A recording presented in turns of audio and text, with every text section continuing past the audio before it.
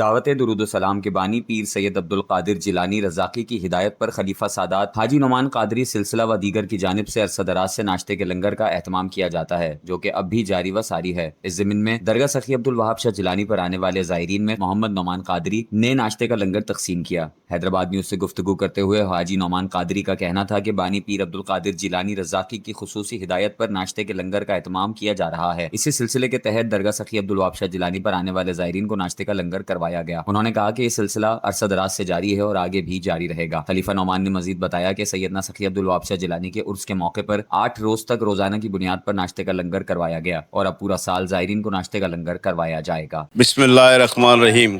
اللہم صلی علی سیدنا کریم صلی اللہ علیہ وآلہ وسلم۔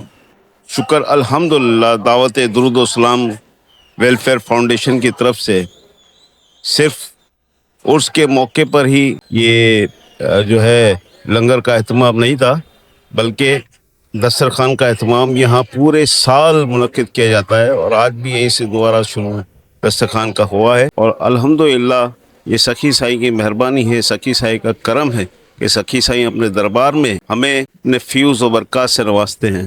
اللہ کا شکر ہے اور اللہ کا بڑا کرم ہے کہ ہم سب محبت کرنے والے اور مجھ سے جو محبت کرنے والے عقیدت مند ہیں، مرید ہیں، ان سب کا بھی شکریہ ادا کرتا ہوں کہ وہ ہمیں اپنی بھرپور شرکت یہاں پہ کرتے ہیں اور ہر پروگرام ہر محفل میں شرکت کرتے ہیں۔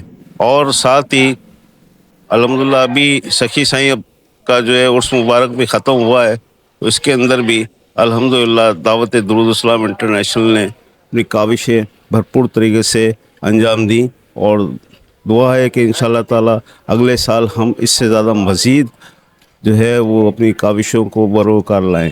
اللہم صلی علی سیدنا کریم صلی اللہ علیہ وآلہ وسلم۔